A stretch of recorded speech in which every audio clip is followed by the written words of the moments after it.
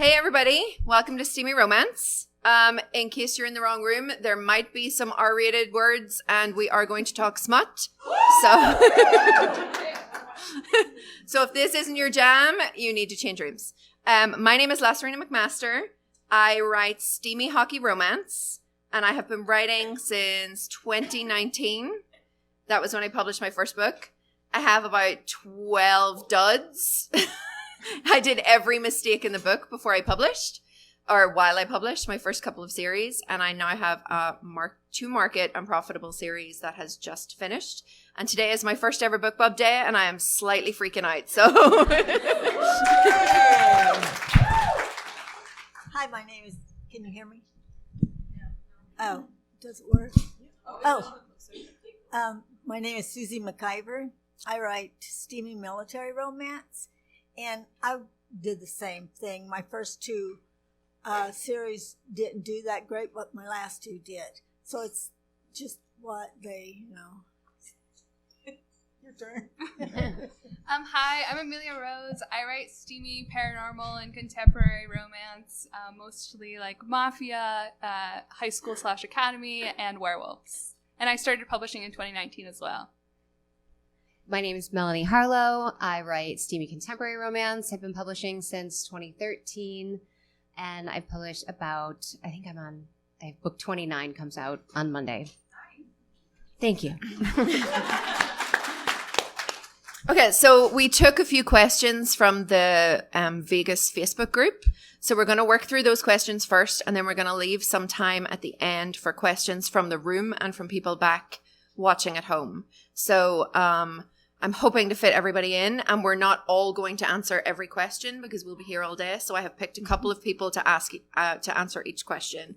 So first question is, how did you decide what heat level to write in your books?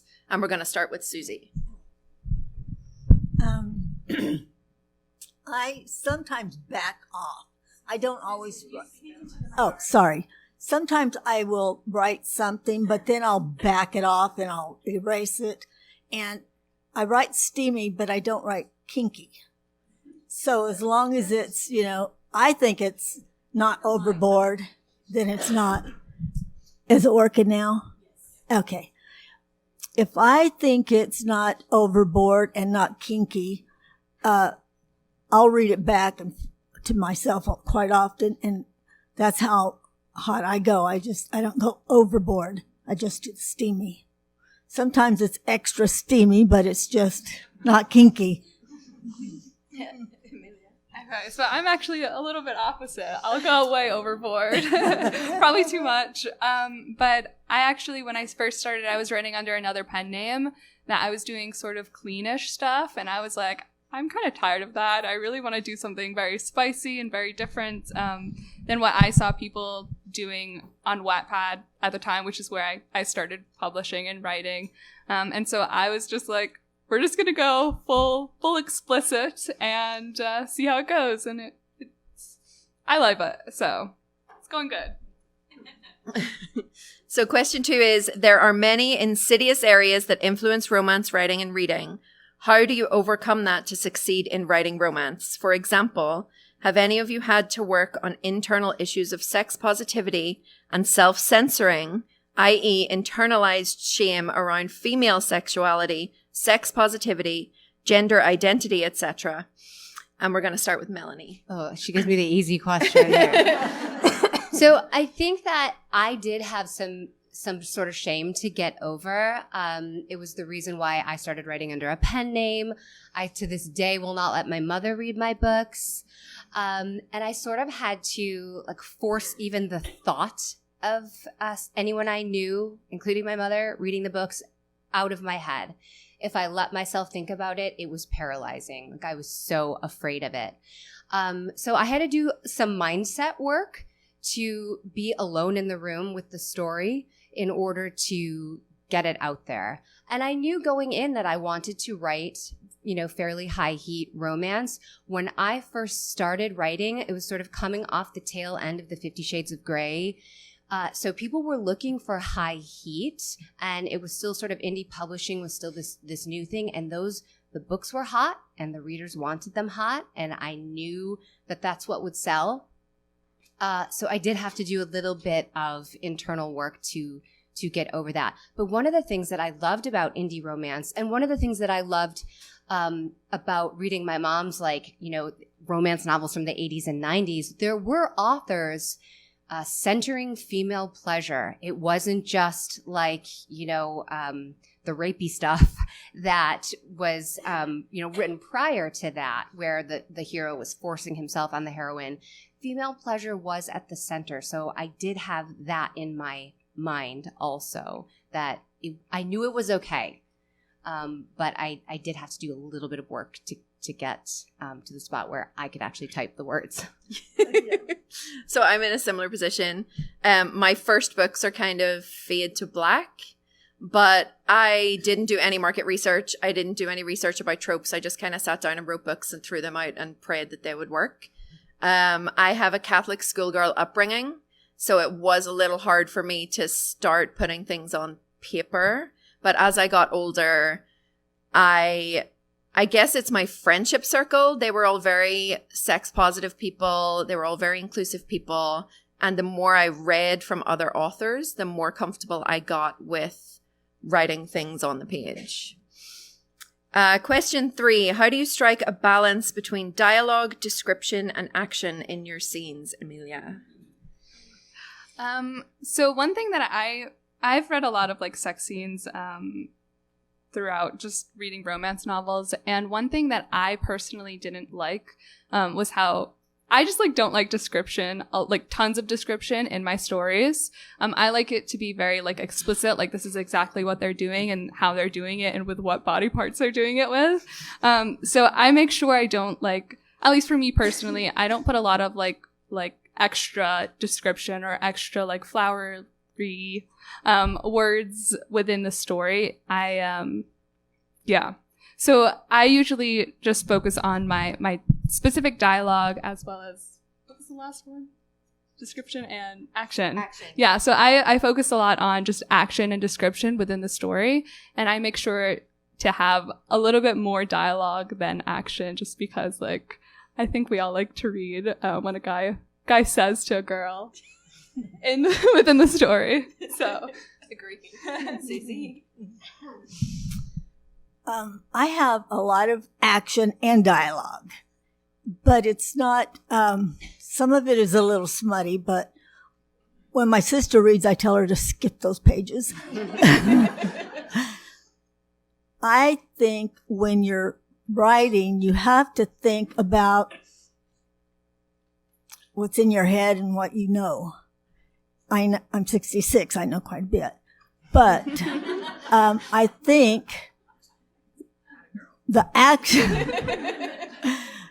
action has to be there. You have to show the action and what they're doing and what she likes. I always let her say what she likes. And that's it. All right. There has been a call for more realistic spice. For example, UTI prevention P. But is there a reason that it's not included more? For example, pulling the reader out of the moment and killing the mood. Melanie? I have not seen any like calls for the UTIP, but I have seen things about like contraception. And I really do think it's story specific, character specific. The types of stories that I write are pretty, I write small town romance, and the characters could be people you know. There's really no extreme characters. And I usually, and in fact, I think 100% of the time, I do acknowledge contraception in some way. Because if you don't, a reader will immediately think it's going to be an accidental pregnancy or a surprise baby. And if they don't like that trope, and anyway, so I think that in something like that, my characters would bring it up. They're not going to have unprotected sex, so I always put it in there. But there are things that, it's just gonna yank me out of the scene, and I'm gonna skip over it. Like, like a little cleanup scene afterward, I do sometimes mention that because I think maybe the reader would be wondering, wait, she just got up and like went back to work, like what? So I do think that there is some mention of the realities of the physical situation, but it's also a fantasy. Let's be clear about that. So I would think if you're writing and it pulls you out of the scene because it's just not sexy, just skip over it. Let a beta reader tell you, hey, but what about this? And then if you hear it from, several people, you could always add something back in. And in contrast, I write everything. I write the toots. I write your feet getting caught in your leggings when you're trying to be sexy. The head banging when you get too close and try to kiss somebody and knock your glasses. I write it all, and my readers love it all because they feel like it is something they can relate to, because everyone has tried to be sexy and messed up at some point. And some people have ended up with injuries or bumped their back on the side of the door. It's just part of my brand. I just write what like my everyday stuff. It's relatable. And so far, nobody has pulled me up on it, but I write it all. Next question is, how do you keep long sex scenes interesting and fresh? Emilia? Yeah, sure. So I do a lot of research.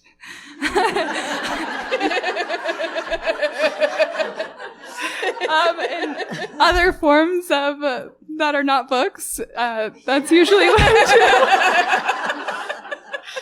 That's the majority of how I keep sex scenes fresh. It's definitely doing and just like trying to step out of my comfort zone, even with like reading too. I'm always trying. I started very vanilla, and I'm always trying to like get a little more darker, I guess. So I'm always looking for different forms or different like books that I can like do research on and kind of take elements of the story and make them into different sex scenes.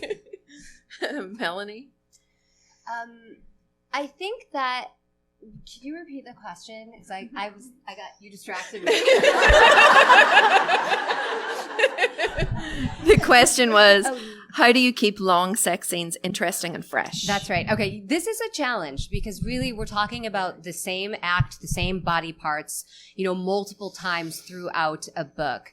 The very first contemporary romance that I wrote, I put like 9 sex scenes in it. And then I went to write book 2 and I was like, why did I do that? Like now I'm going to be expected to put in 9 sex scenes every single time. And so I had to restrain myself a little bit because I was getting kind of like, what the heck else can they do? But I think that if you think of, so sex is always a complication in your romance. So if you think of what is it about this particular time that they're together that's pushing the story forward, it's probably, sometimes there's the romp just for fun, but there's probably something that could be said or done or thought during that scene that is going to move the story forward or push the relationship in a new direction. Some intimacy could be revealed. They might ask for something that they've never asked anyone for in the past. They might express in their mind, like, can I say this thing? Or, oh my God, I can't believe I just said that, but that's what I'm feeling in the moment, and I've never said that before, kind of thing.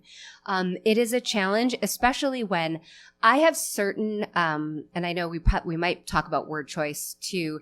I have certain words that I just can't quite bring myself to use because they're too jarring for me. However, a writer like Sierra Simone is such a beautiful writer, and she's just so fearless when I read her. But she's writing kind of taboo, forbidden romance, and I think that lends itself to a wider vocabulary. For me, within like my storylines, within my settings, the types of character that I write, and my own head, I just have certain words that I I tend to shy away from. So I have to get a little bit more creative because I am setting those parameters in terms of the vocabulary that I will employ, if that makes sense. Thank you. What resources do you use to find different ways of saying all the sexy sex stuff? So I have 3 books that I want to recommend that I keep next to me. And to be honest, I tend to go back to the ones... You guys, we set off an alarm. It's so hot I in know, here. it's so hot in here.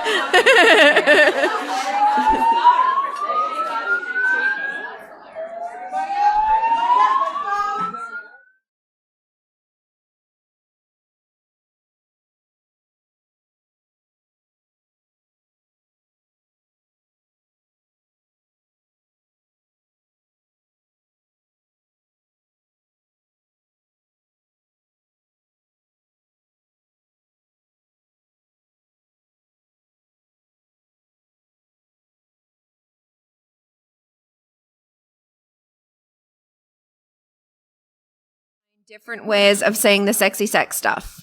I have 3 books that I keep within arm's reach, but I will be honest, once I find words that I find work with my flow, I tend to use them over and over again. And it's only if the couple is different or, I don't know, their dynamic is different that I might go and flick through the books to see if there's a better or a different word that would work better for the couples.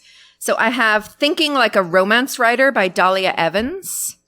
Naughty Words for Nice Authors by Cara Bristol, and Body Beats to Build On by April Gardner. Those are the 3 that I use and keep within arm's reach while I'm writing. Yep, Thinking Like a Romance Writer, excuse me, by Dahlia Evans.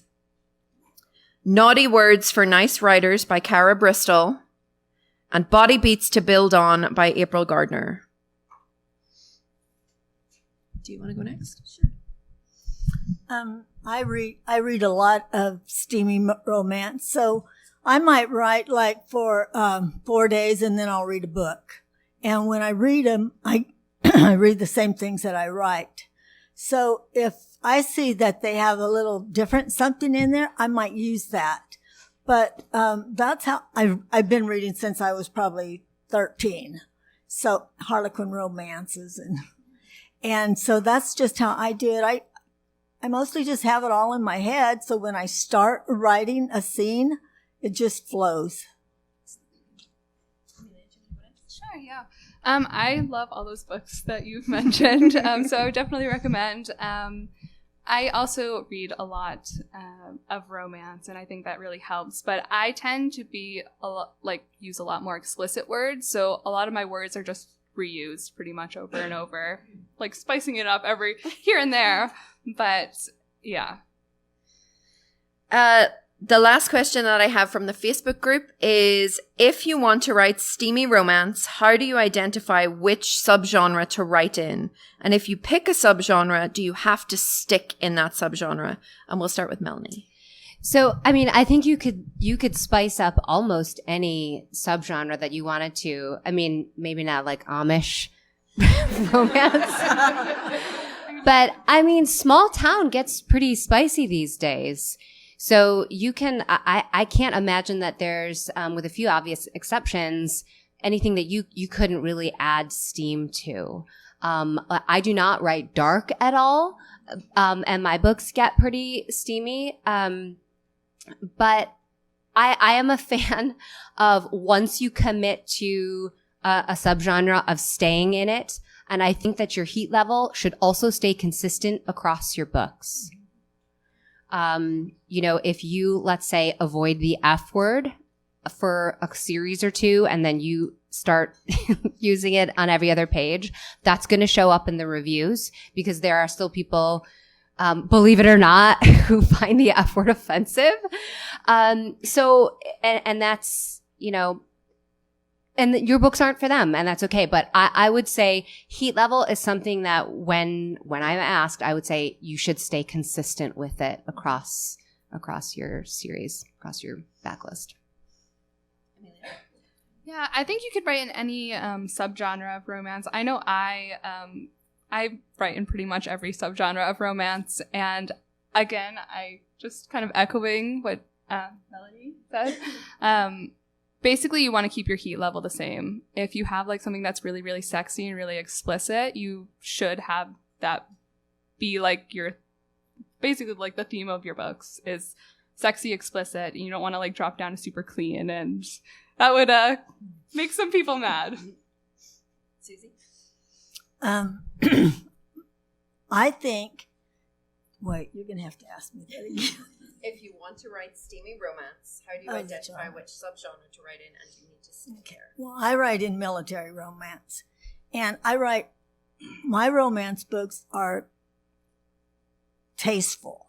I mean, they don't get dirty. They're in love. It's, it's exciting, but it's not overly. And the subgenre is military. I've actually written in other ones, but I like sticking with the military romance because those guys know what they're doing and the ladies are happy.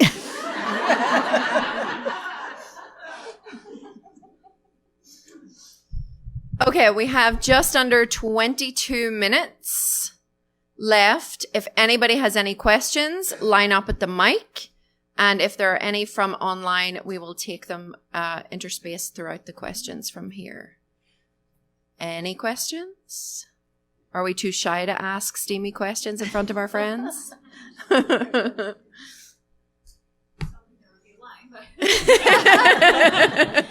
So when you're doing your market research, so to speak, how do you handle all the conflicting, I can't stand this word turns me off, I immediately close the book and DNF when I hear this word? How do you sort out the signal from the noise, so to speak? Who wants to take that? You? I guess I'll go. Okay. So me personally, I know like my books aren't going to be for everyone, especially people who don't like very like explicit words. So usually I just write for myself. And that tends to like gather an audience, and the people who really like explicit, dirty words are going to love my stuff, and the people who don't are just not going to. I don't know if anyone has a better answer. I think that's perfect. I think write it how it appeals to you, because there are a lot of you out there. There is an audience for every single heat level, from sweet, fade to black, to completely explicit. I mean, spicy romance is huge right now. It is huge. And like I was listening to the dark romance panel, and one of the questions was about like, well, what are some of the big fantasies? And the answer was like extreme possessiveness. That's really hot right now. So when you think about like what kinds of scenes, dialogue that could be used to, there's an audience for everything. And I would say, yeah, stick to what you find hot, because somebody else does too. And you can't worry about the ones who don't like the F word or don't like this particular euphemism for whatever body part. Just go with it. I would like to add as well that the readers who are going to pick up your book, Goodreads is for the readers, right? And all of the reviews will say whether good or bad. This book had a lot of the F word. This book had words. I DNF because of this. That will signal to potential readers who are going to pick up your book whether it's for them or not. That's one of the reasons that I try not to censor my ARC team. Like if my ARC team finds one of my books was a little beyond or under where their expectations were, I like that to be signaled out there for people to know that if one of the things in my books is not your jam, then it's going to be flagged for other people. So I agree, and write what you want, because the readers they communicate between each other anyway. So that'll help. Also, those 1-star reviews that are like, this was nothing but porn, sell books. Yeah. So don't worry. Thank you. So one of the advice is to do a newsletter to get more readers. So first question is, do you do a newsletter? And then when you give them that little freebie, a little taste, how steamy do you get? Because you want to show them what you're writing. But I'm curious to see, like, how far can you go with the reader magnet? Or how far do you go with the reader magnet? Okay. I do my newsletter once a week. And what I usually do is I release a book once a month. Next year, I'm only do 8, but I give them the first chapter. Sometimes the first chapter there's already been sex scenes in it. Sometimes there's not, but they like that chapter. I mean, that's what I do. I give them that. And sometimes I'll give them an epilogue of what happened. Just anything that you think the newsletters will give to the people, just give that. Do you preface it by saying there is a sex scene here just in case somebody wandered in that isn't expecting it? I think is what I'm... No, because if they see my books and the other books that I put on there, they know it's a sex. That's fair.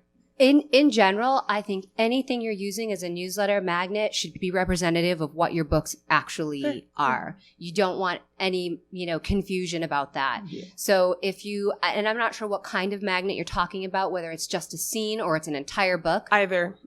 It's a scene or like a short story, but something like that. Yeah. I think it should be representative of the heat level that's in your books. Yes. Okay. Alrighty. Thank you. Did you have a second question, or was that it? No, that was it. That was the follow-up. Okay, perfect. Okay. We have a question from online from a Kate Pickford. Hi, Kate. Could you talk about the gap, in all caps, between steamy romance, which is mostly, though not always, written by or for women, and porn, which is on balance, not always, again in all caps, written for the male gaze? Thank you, Kate, for your online question. Emilia, do you want to start? I'll take this one. I think steamy romance is more like you have sex scenes, but you still have like a romance behind it, and like the sex scenes are more like, at least when I write sex scenes, are mostly in the female point of view. So you're really getting that, like, the scene is for the female, and geared toward the female and not necessarily the male all the time. Like, you might have a couple scenes here and there that are for, like, male pleasure or, like, written for a male viewer. But I think, like, porn is mostly, like, not all porn. It's mostly, like, there's not much of a storyline, and if there is, it's like not a great one. It's like I got stuck in like something, but yeah, I feel like steamy romance has more of that romantic element to it. It amuses me too that a lot of men and husbands accuse steamy readers of reading porn and equating the two to being the same thing, when porn is very different, at least in my opinion, to a steamy romance. I feel like steamy romance has a lot more emotion behind it. The porn is just, it's just an act, a physical, biological thing between two people. I feel like steamy romance has the heart behind it. It has the emotions. It has history. So I think it's very different. I'm not sure about bridging the gap between the two. I'm not sure that there is a bridge, but I know that you don't think so. No. Thank you, Kate, for your very insightful question. Oh, of course she's not done. She was supposed to be here today, so she's very frustrated that she's not here. So, Emilia, you already just answered my question. I was asking, do you find that you should be writing through, or all of you should be writing through the male's point of view through sex scenes, or do you feel like it should just always be female so that we're always experiencing it as a reader? Personally, I think you can write like through a male like point of view or for a male. But at least for me, I enjoy being in the female's point of view when I read and when I write, because I can like put myself in that kind of situation and like kind of experience the same thing that like the character is like experiencing at the same time. So it's like, I prefer it more, but I think a lot of readers do like the male point of view in a book, and they like to see how the male sees the female character. So I would you can do whatever you feel is most comfortable for your specific story. Okay. I do have a really good porn site that I recommend. It's directed by females, and it's really sensual and beautiful. Ask me. Huh? Oh. Is it Bellissa? Yeah. Yes. What is it? Oh, Queen. I love it. Yeah, yes. it's really good. I'm sorry, Melanie, were you going to? I was going to say, like, this is one way so that your sex scenes don't start to sound repetitive, is switch up the POV. If you write the first one from the female's point of view, the next time they're together, write it from the male point of view, I mean, they're going to think very differently about what is happening. So there are certain, phrases or words that I might not use when I'm in my heroine's POV that's fair game when I'm in the dude's head because, they just think differently. And I think that is a way to keep things fresh and interesting when you switch up the POV. Thank you, ladies. So this is probably more for Emilia, but maybe everyone. So do you include trigger warnings, and how do you include those in like a sex positive way? That's a great question. I do include trigger warnings for most of my books. Usually they're in the very beginning. I won't do trigger warnings if, like, for specific acts, unless it gets into like knife play or like weapon play. I'll do like, I'll say like, oh, hey, there might be some choking in this. But yeah, I won't do like specific acts unless they're, yeah. But to like say it, I think like trigger warnings are like, I don't think there's anything like negative about them. Like we all like what we like and we don't what we don't. And so just like having like, hey, if you don't like these specific things that are in my book, you should probably not read them because the book is filled with them. I don't know how else. Yeah. Do you have any? Are you?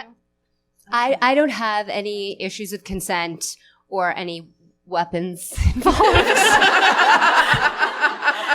It's just different subgenre of romance. So I don't include any trigger warnings, but like in the dark romance panel, they were saying like, put those out there. They sell books. Yeah. Like someone is looking for exactly those triggers.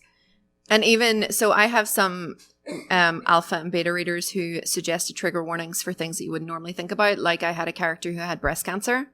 And I got a couple of emails that said you might want to put a trigger warning on that because that could potentially trigger somebody who has struggled with breast cancer or has lost someone with breast cancer. So I try to listen to my immediate team, my ARC readers, and if they think that there is something in there that might be triggering to somebody, I try to include it again at the front of my books. Thank you. Lasairiona, that's a great follow-up to another question from online from a Kate Pickford, who says, the old joke goes, if you want a Darcy, write him. Could you talk about the upside to writing realistic, non-idealized men? I'm thinking about your mental health branding. Thank you, Kate. And she waves wildly. She's So as a mother of a son and a sister to a brother who has suffered from mental health, and I know a lot of men who suffer from mental health, I do try to include male mental health in my books. I try to write real people with real issues, and I try to break the stigma, especially for men. I think in general, we are failing our men, and we are feeding into the culture where men can't have feelings and they can't cry and they can't suffer depression and they can't have any kind of mental health issues. They need to be these strong men. And I don't feel like mental health means that somebody isn't strong. So I try to include that in my books. I try to write men who are strong, but who also have issues. It's worked for me. My readers love it. I don't particularly write what people would think are soft men, but my son is a soft little boy. So a couple of my dedications are for my son when he's older, and he does ask if he can read my books. And I say when he's older, he can read them to understand that he's not alone if he feels a certain way. So I do try to include, I mean, if it fits my story, I don't necessarily crowbar things in just for the sake of it, but I do try to be mindful of men and not like shut out the fact that they're human too. And I think that's important. It's an important part of my branding, like Kate said. Hello. So obviously TikTok is like the name of the game right now, and we've all got to deal with it. With the rise of BookTok and all of the feedback that we can now get from readers, both good and bad, has that changed anything about the way you write your steamy scenes? No, that hasn't changed anything with me. I'm always on TikTok too. I try to do 2 a day. And I write it the same as I always have. I've never had anybody tell me that they didn't like it, so I just keep doing what I'm doing. Yeah, I don't really go on TikTok that much, so it hasn't really changed any of the ways I rate my sex scenes either. I'll be different. Yeah, I'll say that it has changed. I pay attention to the kinds of scenes that earn a lot of TikTok, videos. And I released a book last summer, and the hero wasn't really an alpha, but I knew that readers were going to be looking for something. So I assigned him a little bit of a kink. I layered it through the story so the scene didn't come out of nowhere as a surprise. I think that's important. If you're going to put in a scene that involves a kink, you want to do your research. It has to make sense for the character. So I was careful to do that. But then I put in this scene, and it's the one everybody was talking about. Well, he was Good just, question. he liked control. He made her kneel. He made her crawl. He poured some things on her. he I'm going to go ahead and warn y'all that Kate is asking about what kinks are on the upswing right now. So feel free to elaborate. I mean, so I will say that Sarah Kate's series, I can't think of the name of it, but the first book was Praise. I thought that was Salacious Players. Yeah, Salacious. I thought that was brilliantly done. The way that, she was responsible about it. She did a lot of research. And I thought that, wow, she really had her finger on the pulse of what, BookTok was looking for in terms of like reading about kink, exploring it, and making it okay. That if you're interested in that, or if that turns you on, it's okay. And other people are out there that have that same kind of feeling. But I definitely think it has influenced the kinds of scenes that I write and the way that I write. And I think that's okay too. It's okay to think about the marketing. And I would advise you to think about the marketing before you write the book or as you write the book. Yes. Emilia, do you want to talk about what kinks are in an upswing right now? Wow, I don't know. I pretty much write everything. So, Do you have a specific series or bestseller that has a certain kink in that does better than others? yeah. So I think my bestseller, it's not a specific kink. It's very just like the male is very, very dominant, and the female is very bratty, and they are just very explosive together. So yeah, I don't know any specific kinks that are on the uprise, okay. But that's what has really worked for me, and that's what I tend to have in a lot of my books that do fairly well. Hi. So I was just wondering about your marketing plans and how you incorporate your steam level into them. So how you make it clear kind of what your brand is. Do you want to first? Yeah. Well, since I started doing TikTok a year ago, I really haven't done any other marketing. I do page flips, and I put in little things from my book telling them it's how, they know it's a steamy romance. And that's all the marketing I've done is TikTok. And I hope I can keep doing it. So my marketing starts right from my the creation of my story. I published through I start publishing through Patreon, and so every week I write basically a one shot, which is 1,000-word sex scene. And when I'm ready to start writing a new book, I'll ask all my supporters hey, which out of all these sex scenes that have all these different kinks in them, what do you want to read next? And they'll vote, and that's the book I'll start writing. And so it really starts right from the formation of the idea. And then throughout the entire life of the book, or before I even publish it on retailers, my community is constantly in that world and kind of helping me promote it and market it themselves, basically. So that's my take on that. I think it has gotten increasingly difficult to market and advertise steamy romance. Facebook rejects your ads, and AMS rejects, steamy covers. I've had to appeal many an ad campaign. So it has gotten difficult. Your blurb, you can't get too explicit with it. So you have to sort of come up with ways to signal to readers what the heat level of your book is going to be.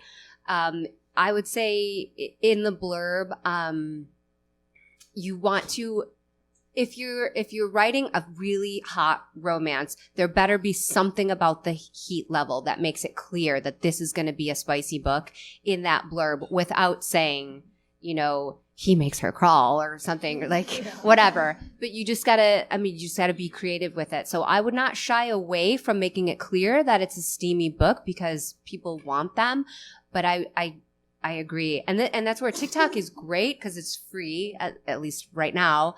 And they've come up with all kinds of clever ways to the words, they don't use the letters, they use like numbers or whatever. So there are creative ways to do it, but it is hard. I think you said in your talk the other day that even you didn't realize how many chilies were in your. Yeah, I'm only 3 peppers. I was like, yeah. But I think that has changed too.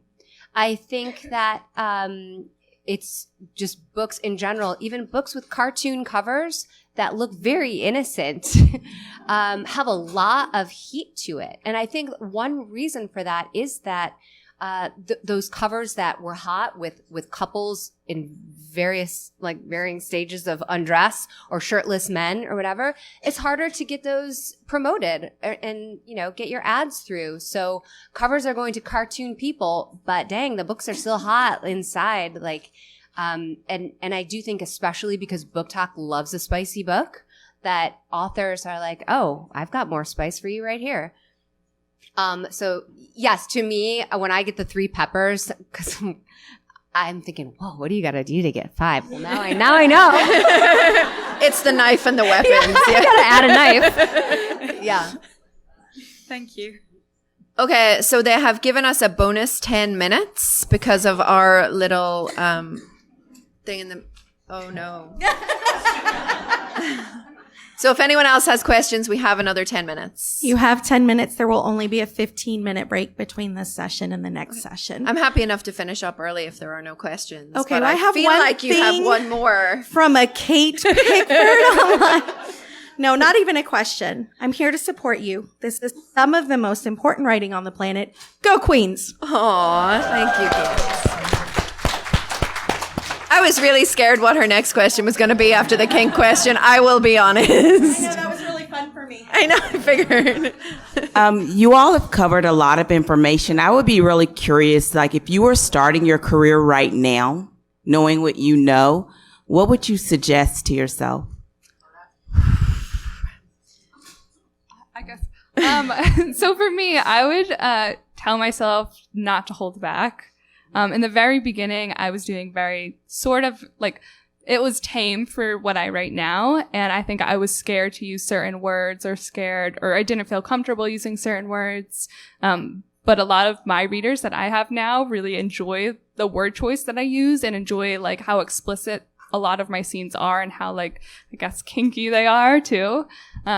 So that would be my one piece of advice. I just want to say I'm on your Patreon, and the first time I saw one of your one shots, I was like, "Oh my gosh!" So but in a good way, right? In a good way. It's real. It's very spicy, but good. Really. For me, if I was to go back and start over, I would tell myself to start a newsletter sooner and a reader group. And just because you don't have a book out yet does not mean you cannot cultivate readers who might be interested in your reader group. So I feel like I was late to that party. So I had planned to publish in September 2019, and I went to 20Books Edinburgh over the summer, and everyone was asking about my newsletter and my reader group, and I was like, I don't have anything to give them yet. And they were like, okay, but start it anyway and start getting your name out there. One of the 7 touch points, they just want to keep seeing you over and over and over again. So it was something I actioned in Edinburgh. They made me sit down and start working on a newsletter and a reader group. And by they, I mean the people I met. They're like my friends in my genre. So I think that would be something, because I definitely feel like I fell behind on the marketing. I felt like I started not almost backwards, but I felt like it was lagging. I could have done better on the marketing side and gotten myself out there faster. I wished I would have started when I was younger. And the newsletter, I didn't start a newsletter until like I was into my 4th book. And then I thought, I guess I better do this. That newsletter makes such a big difference. So start it early. It's just really is amazing. So how old were you when you started writing? Oh, 60. I'm going to third Z the newsletter. Nothing moves the needle like when I send out a newsletter. Nothing. So definitely do that. The best way that I found to grow my newsletter is the bonus scenes at the end of the book. There's no better time to grab the reader. They just got to the end. Did you enjoy this, story? Subscribe to my newsletter, and the first thing you'll get is a bonus scene or a peek into their future. I like to write the bonus scenes like way in the future so that the reader can go, oh, they got married and they had kids and all that stuff. That's the best way to do it. The other thing that I wish I had known, I wish I had a better understanding of thinking about the marketing before I wrote the book. I spent years avoiding tropes because I didn't want to be repetitive. And that was so dumb. I spent years being stupid about tropes. Like, they exist for a reason. Before it's your name selling your book, you need the reader to look at your blurb, read through it, and go, oh, I love those kinds of stories. So I think embrace the tropes. Do your best to put a fresh spin on it, but readers really do want the familiarity of that feeling. On that note as well, my first ever book, my cover was not right. And the cover has affectionately been termed Dead Girl Over Laptop. So I wrote an online romance between two people, and I thought her leaning asleep over her laptop would look charming. And it looked like some kind of murder, that she had been killed over her laptop. And it did not at all signify romance, which I found out in Edinburgh, where I met a cover designer, and she was like, oh, honey, we need to fix this. So definitely I would have gone back to my very early writer self and given her a little shake and said, look at the other covers in the top 100 of Amazon, and there are no dead girls over laptop in romance. So I would definitely agree with Melanie that research is important. Never be afraid to change a cover. Yes. Never be afraid to change a cover, or especially revise a blurb. Like, that's free. Yeah. And I've seen it like affect sales. Like, you tweak a blurb, you change the POV, something, and it helps. So don't ever think like, but I paid $150 for this cover. Like, that's sunk costs. I get it. But you got to move forward. Change the cover. That Dead Girl Over Laptop book is on its 3rd cover, and I'm not done. It is still not right. I need to pull it and edit it and rewrite it, because it's just not to market, and I can't find a cover that reflects where it should be in my branding. So don't be afraid to change it. Okay, thank you. Oh, God. I think we have time for one last question from a Kate Pickford. It's actually a great question to end on. What would you tell real live women about taking control of their sexual power? Mic drop. So, Catholic schoolgirl upbringing. I went to school with nuns, and it was all very like, if you kiss a boy, you're going to get pregnant, and then you're going to go to hell, and like, you can't live with people who you're not married to. And it was all girls' school, so I didn't really interact with boys until I went to college. And it was a very rude awakening for me. I would tell people to try to shelve your shame. We are conditioned by society and by our parents, our friends, our family, the patriarchy, everybody, to feel shame about the things we enjoy and tuck that away and bury it. And I think if you can learn at an earlier age to shelve that and to say, I'm not going to be ashamed of the things I like, you will find the things you like faster, and you will enjoy them for longer. Well, I've been married for 50 years, almost 51, and I really don't know a whole lot about that. What I'm ashamed of. I'm not ashamed of any of it, so it's... So, yeah. I kind of have a similar story.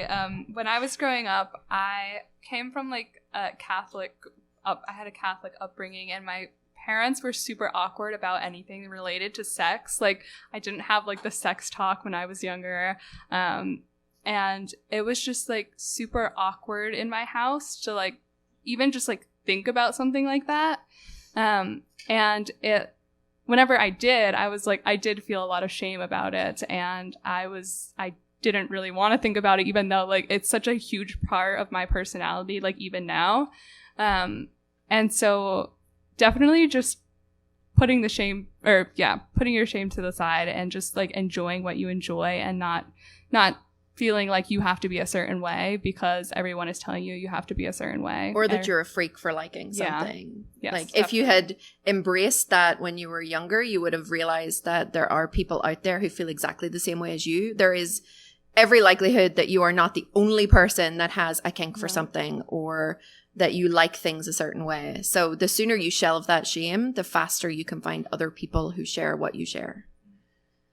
Yeah, if you got a kink, there's a book for that. You can find it. Read hot books. Okay, we have less than a minute, so I'm going to wrap up and say thank you all for coming, and thank you to our panelists.